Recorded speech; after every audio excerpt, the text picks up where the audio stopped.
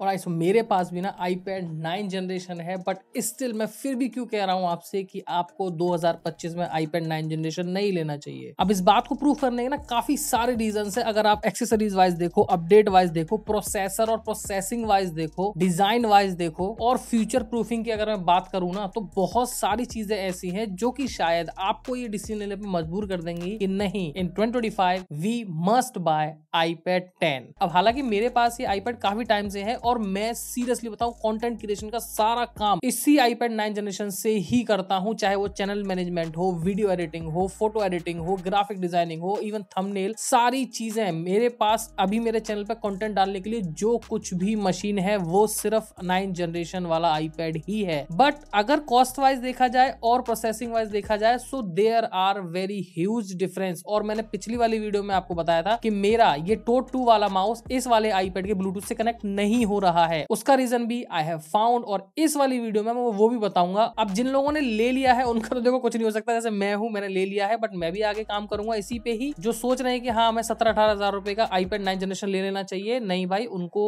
थोड़ा सा रुको, मैं बताता हूँ सारी चीज। बट उससे पहले अगर आप मेरे चैनल पर पहली बार आए तो प्लीज चैनल को सब्सक्राइब कर दीजिएगा, वीडियो अच्छी लगे तो लाइक कर देना, और लिंक कुछ डिस्क्रिप्शन में दे दूंगा, चेकआउट कर लेना, मन करे तो खरीद लेना। आप खरीदोगे, मुझे सपोर्ट करोगे, मेरे एफिलिएट लिंक्स हैं। फटाफट से स्टार्ट करते हैं। सबसे पहली चीज ना, मैं आपको एक छोटी सी चीज बताना चाहता हूं कि iPad 9 generation is not the bad machine, और मैं ये बिल्कुल भी रिकमेंड नहीं करता कि आप 9 जनरेशन नहीं खरीदो। सबसे पहली चीज, एक्सेसरीज। आपको 9 जनरेशन में लाइटनिंग पोर्ट मिलता है और आपको 10 जनरेशन में सी टाइप पोर्ट मिलता है। भले ही फ्रीक्वेंसी, स्पीड, ट्रांसफर रेट सब कुछ सेम है, बट अगर मैं आपसे एक चीज बोलूं कि आप अभी अपने लोकल मार्केट में जाओ और लाइटनिंग पोर्ट वाली जितनी भी एक्सेसरीज हैं जो कि आपके काम की हैं, आप ढूंढ कर देखो। और सेम चीज सी टाइप पोर्ट वाली एक्सेसरीज वालों के साथ देखना, वहां पर आपको नंबर ऑफ एक्सेसरीज ज्यादा मिलेंगी as compare to lightning jack. अगर ब्लूटूथ कनेक्टिविटी बात बोलूं तो मैंने बोला था ना कि ये वाला माउस मेरा इससे कनेक्ट नहीं हो रहा है, सिर्फ डोंगल के थ्रू चल रहा है। तो उसका रीजन है कि इसका जो डोंगल है दैट इज 2.4 गीगाहर्ट्ज, और इसका जो ब्लूटूथ वर्जन है दैट इज वर्जन 5.0। और अब इस iPad 9 जनरेशन की बात करूं, यहाँ पर आपको ब्लूटूथ वर्जन 4.2 यानी कि ओल्ड वाला वर्जन मिलता है। इसीलिए अब जितनी भी एक्सेसरीज आएंगी, और ये फॉर श्योर है कि वो सारी एक्सेसरीज वर्जन 5.0 वाली आएंगी। इवन मेरे पास ये जो डोंगल है ना, ये 150 रुपए का है, ये भी वर्जन 5.0 वाला है। तो जितनी भी एक्सेसरीज इन फ्यूचर में आएंगी वो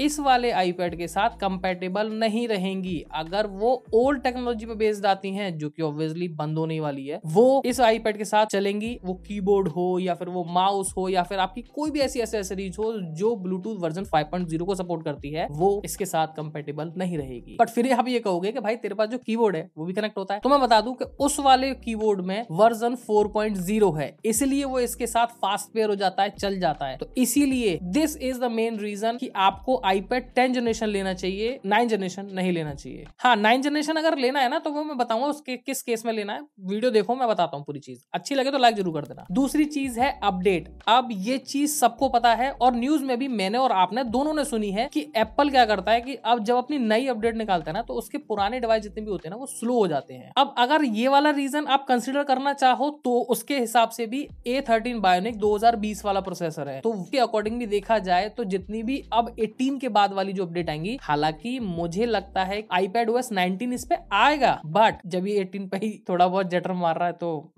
19 मैं तो नहीं करने वाला भाई, आपको करना हो तो देख लेना। और एक चीज नोट करने वाली ये भी है कि जब आपके पास सॉफ्टवेयर अपडेट आना बंद हो जाएंगे, लेकिन आप जो एप्लीकेशंस यूज करते हो अपने काम करने के लिए, चाहे वो वीडियो एडिटिंग की हो या फिर वो फोटो एडिटिंग की हो, ग्राफिक डिजाइनिंग की हो, तो उनमें नए अपडेट्स आएंगे और नए अपडेट की ऐप पुराने वाले सॉफ्टवेयर के साथ कंपेटेबल नहीं होती। हालांकि A13 Bionic और A14 Bionic में इतना कोई मेजर गैप नहीं है, बट फिर भी A14 Bionic विल गेट ज्यादा update as compare to 9 generation. अगर आप देखो तो आप 10 जेन वाले iPad को ज्यादा यूज कर पाओगे एज कंपेयर टू 9 जेन, क्योंकि दोनों की बात करो ना, दोनों ही लंबी रेस के घोड़े हैं। दैट मींस कि दोनों ही बहुत ज्यादा आप ईयर ऑफ एज कवर करने वाले हैं, बहुत सालों तक आपको कोई भी दिक्कत नहीं आएगी अगर आप तमीज से यूज करोगे तो। अब अगर अगले पॉइंट की बात बताऊं ना, तो वो मेरे लिए शायद डिस्प्ले हो सकता है, क्योंकि अगर मैं स्पेक्स वाइज देखूं तो दोनों का कलर गैमेट यानी कि sRGB लेवल सेम है, नेट स्पीक ब्राइटनेस सेम है, सारी चीजें सेम है, कलर कॉन्ट्रास्ट वगैरह वगैरह सब चीज सेम है सिवाय एक चीज के, और वो है कि 9 जनरेशन में आपको रेटिना डिस्प्ले मिलती है और 10 जेन में आपको लिक्विड रेटिना डिस्प्ले मिलती है। अगर आप नोट करने की कोशिश करोगे तो शायद आपको नोटिस नहीं होंगी, अगर आप दोनों को साइड बाय साइड देखोगे ना तब आपको हल्का सा इंप्रूवमेंट 10 जेन वाली डिस्प्ले में दिखेगा। बट अगर दोनों डिवाइस अलग अलग रखे हैं तो आपको डिफरेंस नहीं पता चलेगा। दोनों की क्वालिटी सेम है। साइज के अकॉर्डिंग भी बात करूं ना तो सिर्फ इसके बेजल की वजह से इसमें डिस्प्ले कम साइज की है, लेकिन 10 जेन में बेजल नहीं है, सारा सिमेट्रिकल वाला सिस्टम है उसका, मतलब चारों साइड से उसकी सेम है, तो वो ज्यादा लेटेस्ट डिजाइन आपको देखने को मिलता है। तो डिस्प्ले वाइज भी मेरे अकॉर्डिंग ये वाला डिजाइन आई थिंक ये लास्ट है। और अगर अपडेट की बात करूं ना तो 9 जेन जो है वो अब डिसकंटिन्यू हो चुका है और एप्पल इसके 1 साल तक या 2 साल तक अपडेट देगा और डेफिनेटली फॉर श्योर अब इसके लिए अपडेट नहीं आएंगी। हालांकि iPad OS 19 का अपडेट तो मुझे लगता है कि इसमें आएगा, फॉर श्योर आएगा, बट वो स्लो करेगा। अब बता दो ना प्रोसेसर वाइज क्या दिक्कत आएगी। देखो A13 बायोनिक है इसमें और 10 जेन में आपको A14 बायोनिक मिलता है। दोनों के CPU course GPU course same है। 9 जनरेशन में आपको 3 GB की रैम मिलती है, 10 जेन में आपको 4 GB की रैम मिलती है। सो उसकी वजह से उसका AnTuTu स्कोर वो ज्यादा बेहतर निकल कर आती है एज कम्पेयर टू दिस। तो उसमें ज्यादा फास्टली हो पाएगा और ज्यादा एक्यूरेसी के साथ हो पाएगा। उसका जो न्यूरल इंजन है that is 16 core neural engine और इसमें शायद 8 कोर न्यूरल इंजन है। सो वहां पर आप थोड़ी सी परफॉर्मेंस में बूस्टअप आपको देखने को मिलेगा और वहां पर आप ज्यादा अच्छे से काम कर पाओगे। लेकिन फिर भी अगर आपके अंदर 1% भी ये है कि मैं 9 जेन ले लूंगा और मुझे कोई दिक्कत नहीं होगी, तो वो बिल्कुल सही चीज है, आप 9 जेन ले सकते हो। अब बताता हूँ ना दोनों की प्राइसिंग के बारे में। ये वाला ना लास्ट स्टॉक था, अभी जो रिसेंटली सेल निकल के गई है, लेकिन अगर आप जो नई सेल आएगी ना उसमें शायद आपको 17 या फिर 18,000 रुपीज का आपको 9 जेन देखने को मिल जाएगा। और iPad जो 10 जनरेशन है वो शायद आपको 26 से 27 या फिर 25,000 तक भी देखने को मिल जाएगा। 25,000 रुपए या 26,000 रुपए is the best price for the iPad 10 generation. और उसमें आपको स्टीरियो स्पीकर का भी सेटअप मिलता है। इवन अगर मैं कनेक्टिविटी की भी बात तो उसमें आपको ज्यादा एडवांस और ज्यादा फ्यूचर प्रूफ वाली चीज मिलती है। लाइक वो 5G को भी सपोर्ट करता है, ये वाला आपको 4G को भी सपोर्ट करता है, ये 5 GHz के बैंड सपोर्ट करता है through the wifi, but wifi 6 तो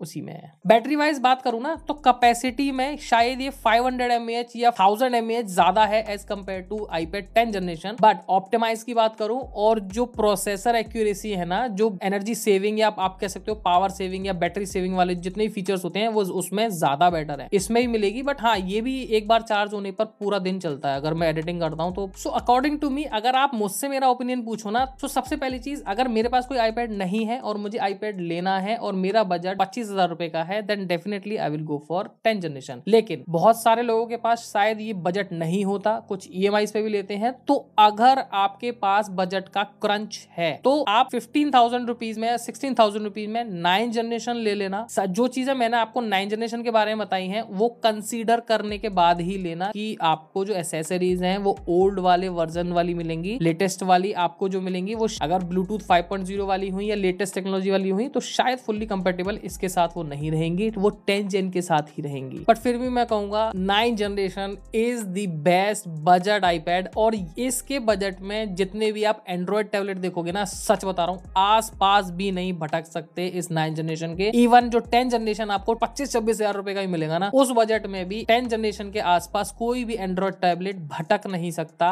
अभी तक। So let's guys, time to wrap up this video. Hope करता हूँ आपको आज की वीडियो अच्छी लगी होगी। अगर अच्छी लगी हो, और मेरा मोटिव भी यही था कि आपको सिर्फ वो चीजें बताई जाएं जो दोनों में एक्चुअल में गैप क्रिएट करती हैं। अच्छी लगी हो तो प्लीज लाइक कर देना वीडियो, और आप कौन सा iPad यूज करते हो और किस चीज के लिए यूज करते हो उसके लिए कमेंट भी करना। बाकी मिलते हैं आपसे नेक्स्ट वाली वीडियो में, तब तक के लिए जय श्री राम।